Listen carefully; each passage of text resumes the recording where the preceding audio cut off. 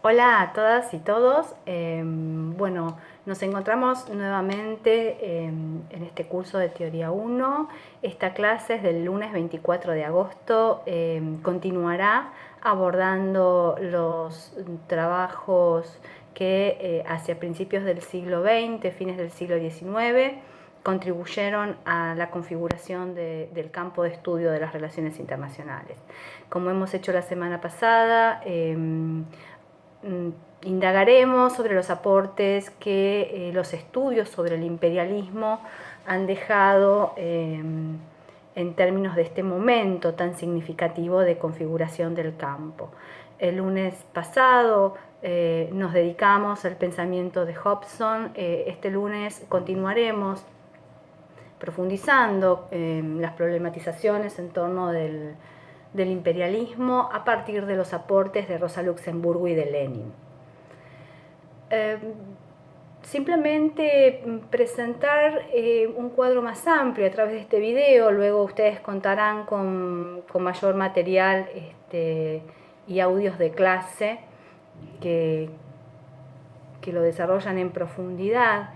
En el caso de Rosa Luxemburgo y de Lenin, hay un par de cuestiones interesantes para tomar en cuenta. En principio, sus escritos marcan una aguda percepción sobre las transformaciones que estaban aconteciendo en el campo del capitalismo. Ellos entienden de alguna manera que el capitalismo se está transformando, especialmente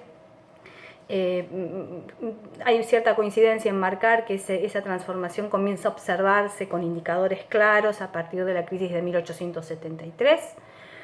Y esto los embarca de alguna manera en un estudio de estas nuevas condiciones en las que se manifiesta el capitalismo,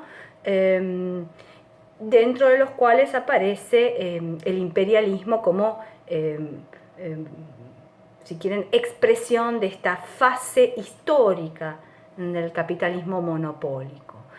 Aquí viene la segunda cuestión que me parece interesante, y es que si bien uno a simple vista detecta que gran parte de los argumentos están muy vinculados con la mirada económica del fenómeno, esta mirada es una mirada económica vinculada al capitalismo, pero sin circunscribirse pura y exclusivamente al análisis del dato económico. Lo entienden en su dimensión de expresión histórica. Por eso esta cuestión de un capitalismo que se transforma en su propia dinámica, lo entienden en su inscripción con la problemática política, social, ¿sí?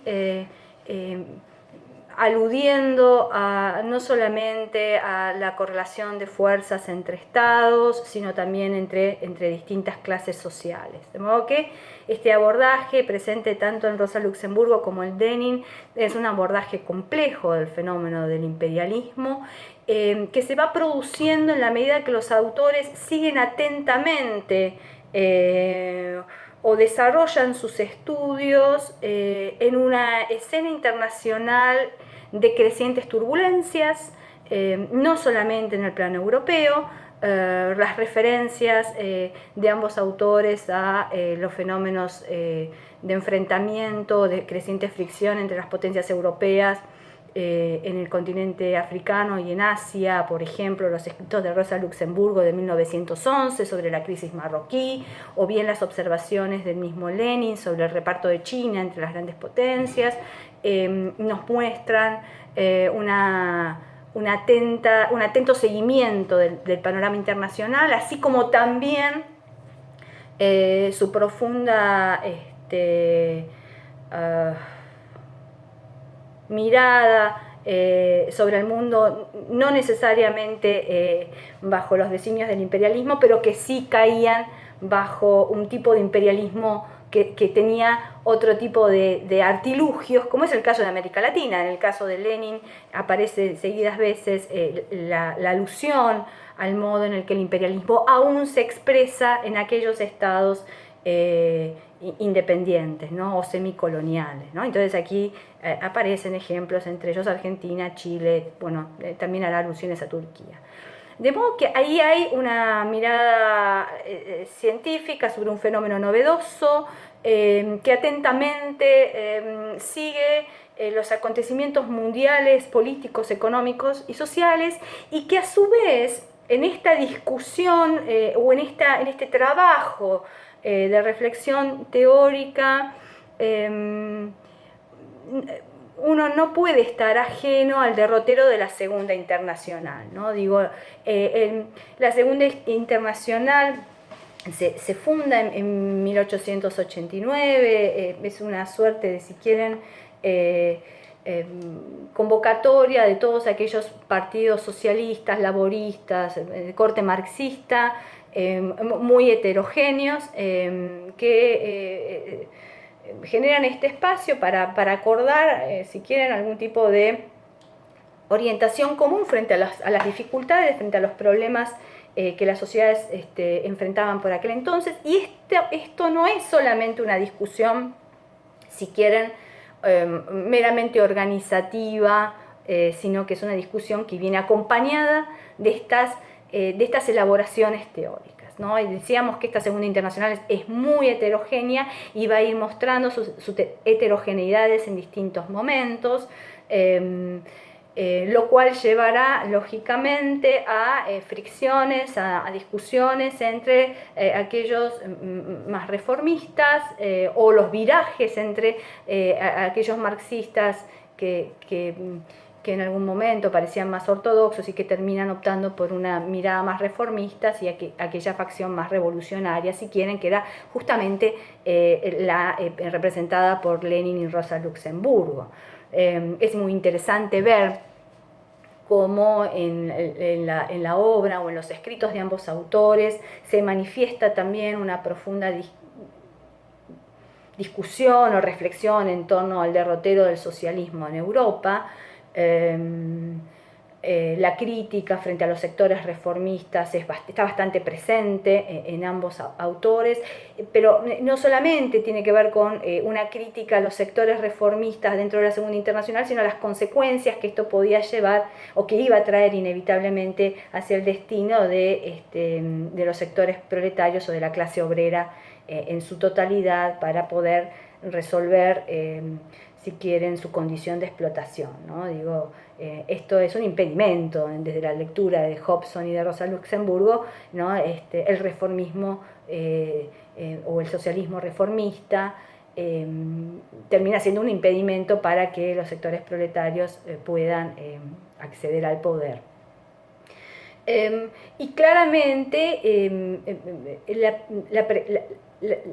la percepción de la inminencia de una guerra ocupa gran parte de este estudio que van desarrollando Lenin y Rosa Luxemburgo. Digo, primero, como decíamos, los escritos de Rosa Luxemburgo anteceden a los de Lenin, ya en 1899, 1911, 1913, 1914, Rosa Luxemburgo está ocupada en estudiar el fenómeno del capitalismo monopólico, de la exportación de capitales, del imperialismo. En 1916 Lenin escribe El imperialismo, fase superior del capitalismo. Digo, y más allá de los mecanismos que ellos exploran, que los veremos en nuestros audios de clase, bueno, aparece esta percepción de la inevitabilidad de la guerra.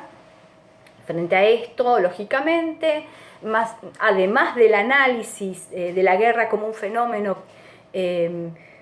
propio del capitalismo, ¿no? Digo, es imposible el desarrollo pacífico dentro del capitalismo, desde la propia Rosa Luxemburgo, y así también lo aseverará Lenin en distintas partes de su obra. Lo interesante aquí también era la pregunta sobre cómo este escenario de guerra podía favorecer u obstaculizar los intereses del proletariado. ¿no? Y entonces, bueno, Rosa Luxemburgo y Lenin se inclinaban por pensar que los sectores proletarios debían aprovechar estos escenarios de guerra imperialista, porque la guerra es la guerra imperialista, para generar algún tipo de agitación que posibilitara que los proletarios lograran hacerse del poder, o sea, acceder al poder del Estado, ¿no? Y de esta manera, si quieren, hacer que la situación decante hacia la final crisis del capitalismo. Digo, estas discusiones van atravesando las obras de los autores que nosotros vamos a ver, pero además van teniendo como telón de fondo las tensiones que en la misma Segunda Internacional se van a ir presentando entre estos sectores reformistas y los sectores más duros, ¿no? Dentro del socialismo, los partidos marxistas. La Segunda Internacional expresa ciertas convergencias, como en la famosa del Congreso de Stuttgart, en donde justamente se expresa esta idea, ¿no? La de la agitación de las masas en condiciones de creciente fricción entre estados imperialistas para acercar el hundimiento del capitalismo. Se reitera en el Congreso de Copenhague y finalmente también en Basilea, ¿no? En el encuentro en Basilea, en donde se expresa justamente que, bueno, los proletarios considerarán un crimen dispararse mutuamente. Ahora, lo cierto es que en 1914 estalla la guerra y que muchos líderes dentro del socialismo forman parte de gobiernos de unidad nacional en sus propios estados y desde el Parlamento apoyan los gastos de las guerras, ¿no? Los créditos de guerra. Y esto, por supuesto, será visto de una manera muy crítica, tanto por Rosa Luxemburgo como por Lenin, y ellos evaluarán también el modo en el que el propio socialismo y algunos sectores del socialismo se han visto, si quieren, arrastrados, ¿no? A la propia lógica del imperialismo como una fase monopólica del capitalismo, con las consecuencias negativas para el resto del proletariado. Entonces, lo que nosotros vamos a hacer hoy, luego de esta muy breve presentación, es abordar en profundidad el aporte de estos dos autores como expresiones dentro de los trabajos en el seno de los estudios del imperialismo. Cuentan también en nuestra aula virtual con una serie de materiales audiovisuales que les acerco para acompañar la interpretación, la época en la que estas discusiones se producen. Les dejo a todos un gran saludo y recuerden que tenemos nuestro foro de clase en caso de que quieran hacer comentarios, preguntas o dejen sus impresiones sobre la clase para compartir entre todos. Los despido a todos.